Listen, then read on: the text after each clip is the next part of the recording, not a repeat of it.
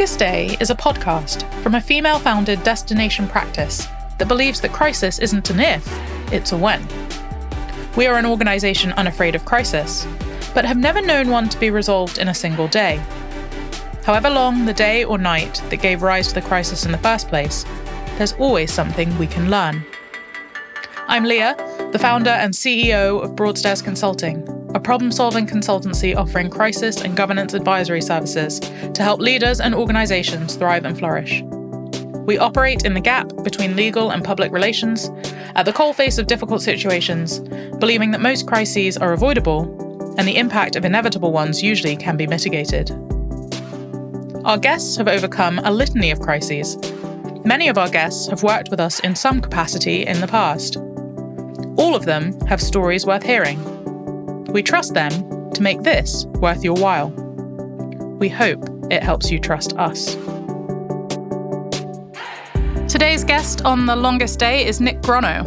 Nick was appointed as the inaugural CEO of the Freedom Fund in January 2014.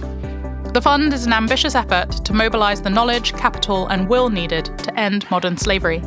Since its inception, the Freedom Fund has worked with over 128 frontline partners around the world to directly liberate 31,078 people from slavery and return over 192,000 at-risk children back to school. Overall, its programs have positively impacted the lives of over 1 million of those most vulnerable to exploitation. And it is changing the systems that place many millions more at risk of slavery. Nick serves on the advisory councils of Global Witness and the McCain Institute. He was previously the chair of the Joe Cox Foundation and a board member of Girls Not Bridges, the global partnership to end child marriage. Prior to the Freedom Fund, Nick was the inaugural CEO of the Walk Free Foundation, a leading international actor in the fight against modern slavery. Before Walk Free, Nick was the deputy president and chief operating officer of the International Crisis Group, the world's leading conflict prevention NGO, headquartered in Brussels with offices in over 20 countries. Nick is a lawyer by background, and prior to ICG was Chief of Staff and National Security Advisor to the Australian Attorney General. He has a law degree with first-class honours from the University of Sydney and a Master's in Public Policy from Princeton University. Well, Nick, thank you for joining us and welcome to The Longest Day. Leah, it's lovely to be here. So perhaps you might like to tell us about your longest day. Sure. So my longest day was September 11, 2001. So happened that I was in New York that time. I'm Australian. I was on a study tour. I was working for the government. And so I was there when the events unfolded. I was actually, everyone that had access to a television was on TV after they heard about the first plane hitting the World Trade Center. And I was then on the phone to the State Department and we were kind of talking about, was this an accident? You know, everyone has these stories. And at that very moment, the second plane hit the World Trade Center. So we both ended the call, realized, this wasn't an accident. It was an attack. So that was the start of my longest day. And how did you and your responsibilities unfold as the day went on? Yeah, so I wasn't strictly there in a work capacity. It was like a study tour and I was going to meet various officials, but it very quickly turned into a work trip for me because I was the Chief of Staff to the Australian Attorney General. Within my portfolio, I had responsibility for national security matters. I had been planning to go to Washington, D.C. a couple of days later. And so I reached out to officials and we quickly turned back because we were aware, of course, that this would change everything in terms of kind of counterterrorism and also in terms of allies of the US being called upon to respond and support the response. So when I went to DC a couple of days later, I had meetings at the FBI, and bearing in mind at this stage, everyone was extremely nervous. I was the first non-US person to have a meeting inside the FBI building in DC. I was the first non-American to have a meeting with CIA. But that was very timely that I could do all of that. And was there anything in your career to date that prepared you for this moment? Well, nothing quite prepares you for this, right? But what was really interesting is Australia had hosted the Olympic Games in 2000. And the Attorney General, my boss, was responsible for Olympic security. And we were acutely conscious of terrorism risk, right? We were doing lots of scenario planning.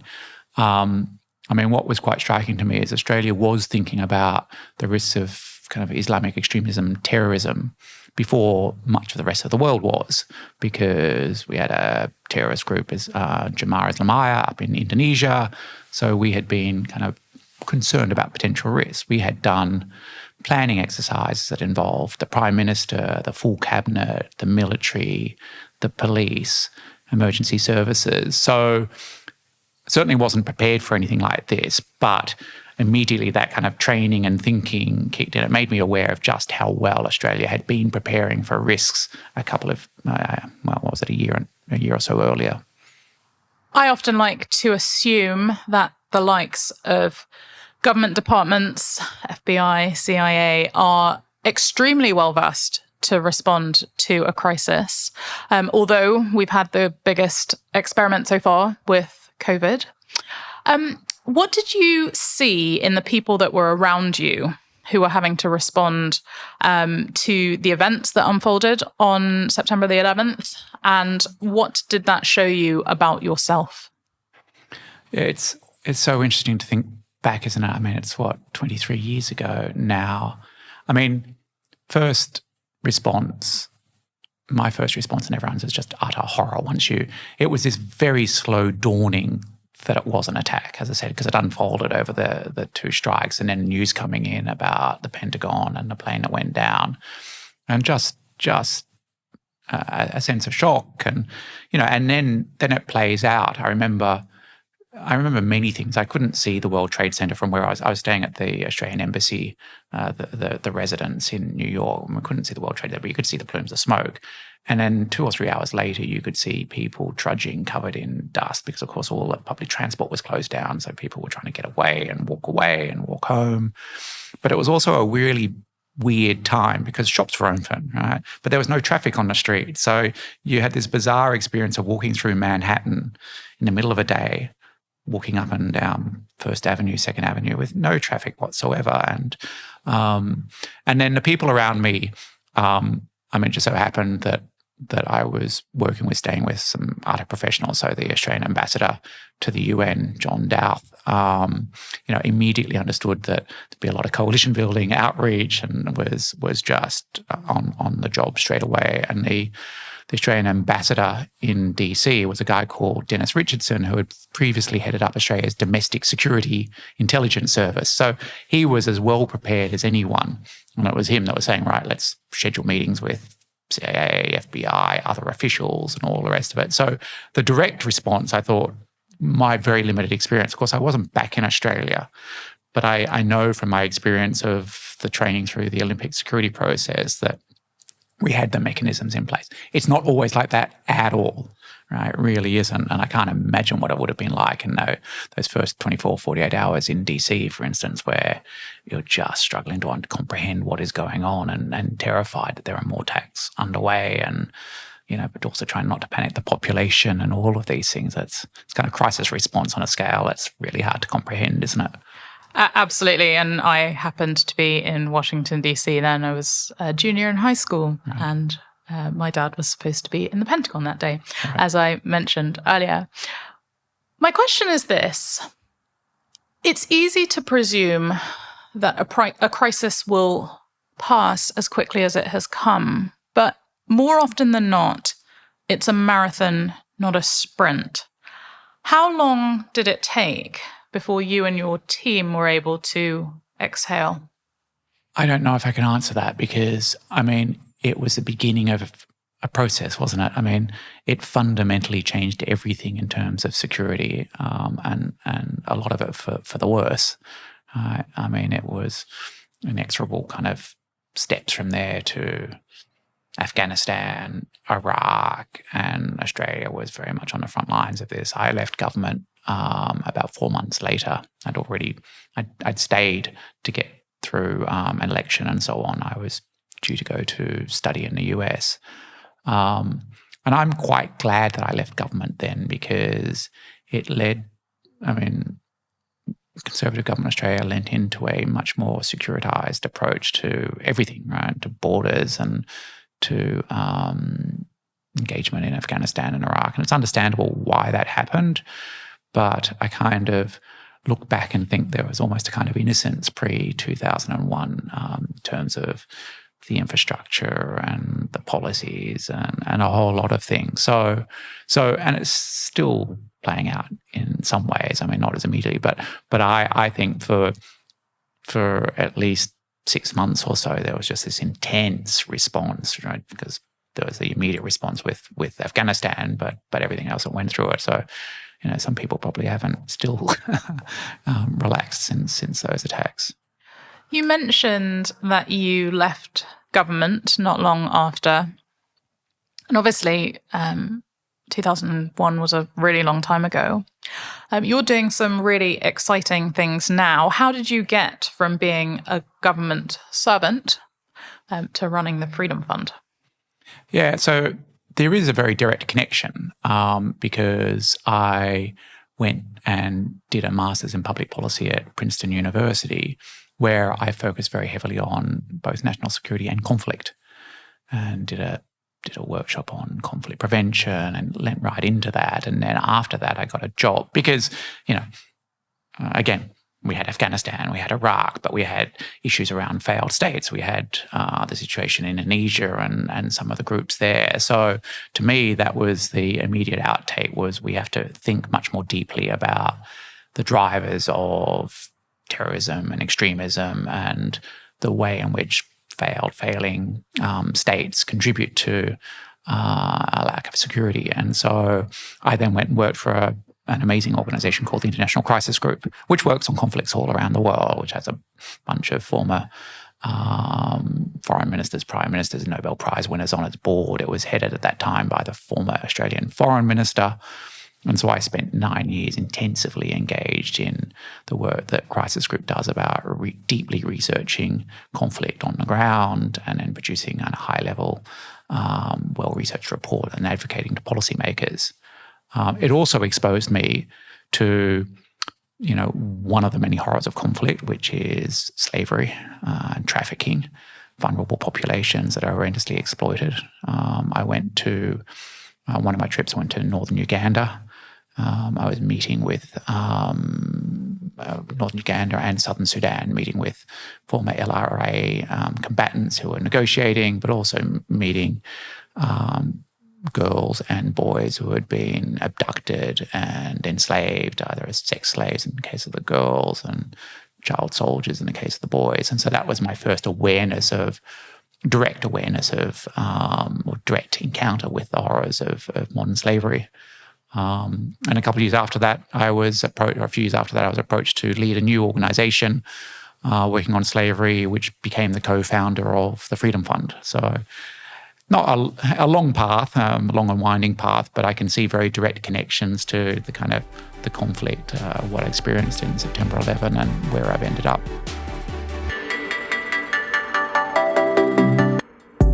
Are you feeling stuck? Has conflict got you down? Have you considered mediation? Mediation is a confidential and flexible way to resolve conflicts. 86% of all mediations end in a solution, saving time, money, and stress for all involved. Thanet Mediation Centre, a Broadstairs consulting initiative, offers mediation services to individuals and organisations in Thanet, Kent, and further afield.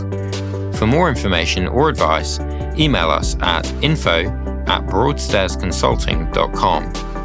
We are here to help you move forwards. One of the commonalities of difficult situations or conflict or war zones is the prevalence of fear. How has your experience of these different types of conflicts changed your relationship with fear? Yeah, it's an interesting question. I have been to a lot of challenging places, but I've never been in a situation where I feel directly for my life. I've just been fortunate enough. I've been to Afghanistan multiple times, and Southern Sudan and Syria and Lebanon, but, managed the trips and all the rest of it. So I haven't, I sometimes think I lack an imagination because I don't have a particular fear about going to situations where I know that we've done the prep and we understand the security situations. It's more relevant to me. I get a lot of distress from some of the situations that you encounter, right? Because you meet with people who are desperately vulnerable and have been exposed to the most horrendous situations. And you go in, and of course, we, the Freedom Fund, are trying our best to support these people who have been subject to horrendous exploitation. But that can't help but impact you. And it's wrapped up in feelings of guilt because you kind of fly in and fly out. And even though you're doing your work, people are still often left in these horrendous situations. So fear is not so much the issue. It's this distress around secondary trauma and guilt that gets wrapped up in it and feelings of inadequacy that, we're doing an amazing job with the Freedom Fund, but there's only so much we can do as an organisation. So, yeah, that's how I've reframed the question. Obviously, modern slavery is at the top of the legislative conversation in the UK. And one of the greatest challenges I think we face is how we view people and what our view is of humanity. What advice would you give to leaders who are struggling to understand the conversation, who are struggling to engage with the policy conversations, and who are frustrated with the way that issues that go to the core of humanity are currently being discussed? Well, I think however complex a scenario, there's always human beings at the centre of it. And I watch these debates. I watch the debates about the immigration legislation and demonisation of people who have been enslaved and trafficked. And I just think it's so desperately sad. And I think there's often a desire to other people in a way that allows you to shut out the humanity and the emotion. And I get these are complex policy issues, but it always behoves us to have an understanding of the humanity at the centre of the question. I often think about refugee issues in particular, and I know that if I was unfortunate enough to have been born and grown up and have kids in Syria, I would be desperately trying to find ways to get them out of that country. And I suspect anyone that's driven enough and resourceful enough would. So I have a deep understanding and sympathy. That, of course, doesn't answer the issue of what does one do about massive refugee flows, but I think it can at least lead to a more humane approach and understanding what can be done rather than this horrendous othering of people who are just desperately seeking a life for themselves. One of the things that marks out the Freedom Fund's work is the breadth of its reach. What are your main goals for the next 5 years? Yeah, so we're working to tackle modern slavery and human trafficking around the world. Some 50 million people subject to sex trafficking, forced labour, bonded labour, forced marriage. And it's an industry that generates at least $200 billion in profit a year. And the organisation I lead, the Freedom Fund, has a budget of $28 million. There's a slight disparity there in terms of the scale of the problem and the resources. So what we have to do is think, how can we have the greatest impact with what we do? And we do that by working with grassroots frontline organisations that can absolutely have the greatest impact on the populations that are vulnerable. But the way you try and amplify and leverage that is by really in-depth research, showing these approaches can make a huge difference, and that if we invest in really thoughtful community-based approaches, we can have an outsized impact. So that's and we're just leaning into that. There's so much more we can do. We're 10 years old. We're just getting started. And we can shape others' approaches to slavery. That's always my ambition, shape the way governments approach it, shape the understandings, understand that if we invest at the community level, we have a better chance of supporting resilient communities, which then reduces, among other things, some of the demands for people to leave and move. And, but if you're cutting aid budgets and if you're, just closing your mind to these issues, you are not going to address the problem at source, which is what we need to do. Absolutely. If you had to condense the character trait that has helped you the most in your career from your longest day until now, what would that be? It would be a willingness to make decisions. And it's not always a good thing, right? I'm kind of unlearning some of this. But I've always been happy to take responsibility and make decisions. And I think for leaders, that always helps, but it can also be a very negative thing. And earlier in my leadership experience, I was kind of much more unilateral in my decision making, and kind of mistook decisiveness, or kind of mistook the need to make decisions as requiring me not to consult and bring others along with me. So it is a good trait, I think. It's appalling if a leader isn't willing to make decisions in the end, but you really have to do so by bringing others, consulting, getting the right information, ideally having a team around you. Yes, I wholeheartedly agree. And like all of these things, it's a double-edged sword, both positive and negative. At Broadstairs Consulting, we are incredibly passionate about food.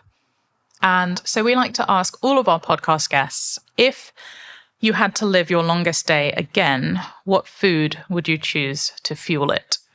Yeah, it's a funny one, isn't it? Because I love my food too, but I kind of think in a time of crisis, I kind of lean into my comfort food. So, certainly on that day and any long day, it's kind of chocolate and caffeine, but it's also carbs and so I would not be opting for all the magnificent cuisine that I love, but probably just for pizza and probably some fries as well, just to power me through a very long. That is brilliant and not at all what I was expecting. Nick, it's been so great to hear the journey that your career has taken you on through different governments and different stakeholders and different countries that you've visited and people that you've seen and opportunities that you've had to impact many, many, many people who, but for the grace of God, go we. And thank you for sharing your experiences so openly. And it's been great having you on The Longest Day. Thanks, Leah. It's been a great discussion. Thanks very much.